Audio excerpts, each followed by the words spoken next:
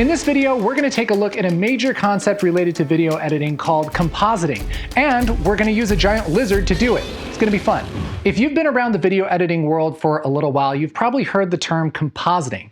But what the heck does that mean? Well, we're gonna have some fun playing with a miniature scene, and none other than that big handsome boy himself, Godzilla.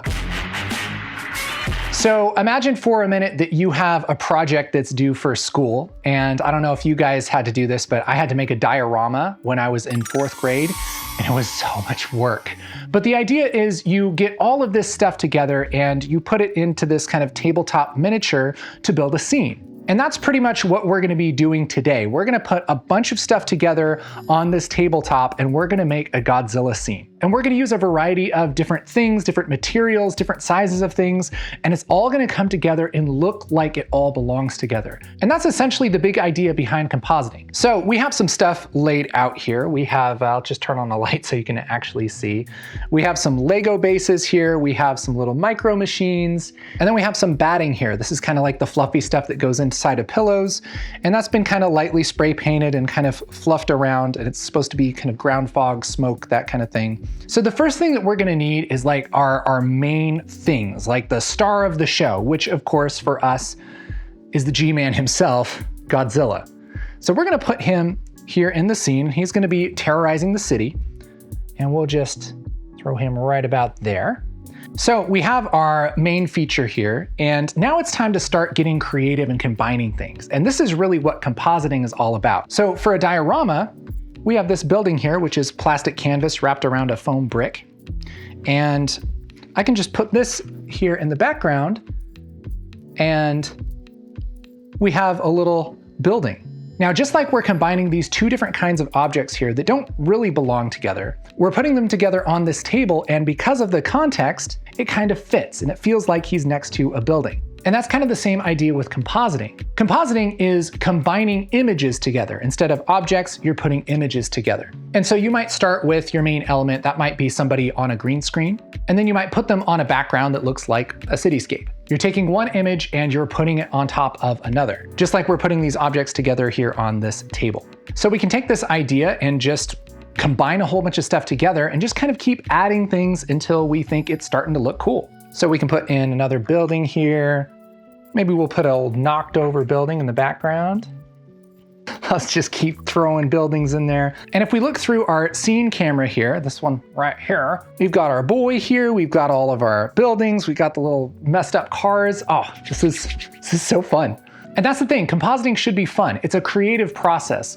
Sometimes if you're doing visual effects, you could be compositing to make something look real. If you're doing graphics, that's putting a bunch of images together to look stylistic. And sometimes you could have, hyper stylized visual effects or, cartoon kind of style things, animation, that kind of thing. And that's really fun because you can just be as creative as you want. This kind of thing I'm really excited about because we can just go crazy. So we have kind of our main elements here, and you can think of those as like your main images, things that you shoot. A person, maybe a background that you shot that you want to put them over, photos and kind of pieces from different places that you want to put in the same scene.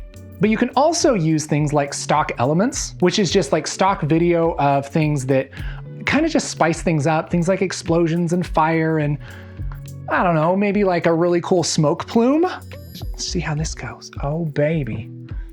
Now we got a building on fire back there. Let's do it again. Here we go. Now we got 2 buildings on fire. Now, look at that. There's been some destruction. I'm gonna turn on a light so we can see what the heck is happening here. And look at that. Oh, baby. So that's looking so sweet. And now we have this really cool night scene of Godzilla just destroying stuff. This is so cool. So here with the miniature, we can put all of these things, just place them on the table. But with compositing, you'll layer the elements on top of each other. So you'll have multiple different images, one on top of the other. So let's dive into the compositing realm a little bit here. And let's put a background on this, because I don't want to just see black behind him. I want to see a cool city. Everything depends on the background, you see. And so we have a TV set up back here, and I just gotta turn it on. So now we have this burning city in the background, and now it's just looking super cool. So just like we're able to put a still image here behind our diorama, we can put that still image in the background behind our different image layers, compositing, and give a little bit more depth. Now, something that's really important, we're not stuck to just placing things on the table here. We could place something on the table and change it, move it around, and adjust this however we want, right? Godzilla has a tail that we've broken off of him because it would come out here like that and it wouldn't really be in the shot, like nobody cares, right? But what we can do is split this out into a separate object and then change it, move it around, and we can place it just so in our composition. If you look at this from a different angle, it doesn't really make any sense. But on this camera, it looks really good. It looks like his tail's whipping out there. Oh, so cool. So we have the freedom to move things around and adjust them. And that's also a freedom that we have in compositing. Not only can we put images together, but we can change their size, we can change their rotation, we can even, morph them a little bit and kind of mold them to be exactly the way we want. That's what's so exciting about compositing is you get total freedom, total creative freedom. Speaking of changing things, not only can we move things around, but we can also kind of change the way that they look. For instance, if something is the wrong color, we could change the color. Like this, we can make this a blue scene, whatever we want to do. We can also add special effects, like let's say we want him just to be lit by this kind of burning. We can add a little fire. Look at that, now he looks like he's on fire. I'm gonna do something like this in the background too. There we go, have a little bit of fire in the background too. And now this is looking really sick. So just like I can change the lights here, in compositing, we can do stuff like animate a fire flicker or change the lighting on something, make something brighter or darker, or blur it, or whatever we want to do. I could do something like take some of this smoke and adjust it here on the table, but I can also do kind of the same thing digitally when we're compositing. Now this is looking pretty good, but I think we could even go a little further. So here we have a light. This is another kind of fire flicker light. There we go. Oh, that's looking a lot better. Let's get another light here. We'll put this one right here. Get a little bit more flicker on those buildings. See, now we're talking. And the guy set up like 500 lights here, so I'm just gonna keep going on the lights. There's a little blue, it's nighttime. Oh, that's looking so sick. There we go, a little bit on that foreground. And we get this. Oh, I knocked over the smoke now. Oh, come on now, Joby. Oh, now. Bring it on back, son. Joby, I'm over here, boy. So now we have this super cool scene. Look at the difference through this lens. This is how it was. And this is here just with additional lighting and coloring and everything that we've done. And so you can make things a lot cooler just by kind of changing things a little bit. You don't even have to have new elements, but just changing the colors and the brightness of things. Let's see, what else does this need? I think he should be exploding something, don't you? I mean, he should be shooting out the breath or something. So let's put this in. This is just a exploding building with a little kind of blue explosion from his blue atomic breath here. We'll just put this down here.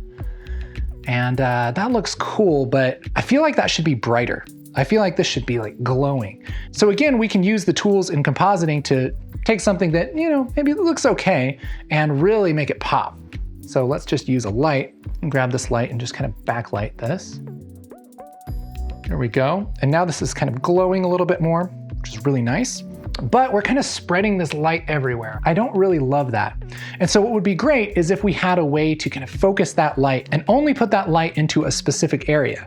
Here with our little miniature, we can use a snoot. So this is just like a little tunnel that you shoot the light through and it aims that light a little more like this.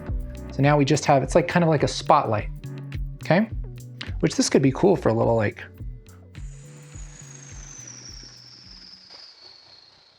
there's a big old monster there. Let's shoot him with missiles. Oh, damn, it didn't work last time. Do it anyway, the government's paying us.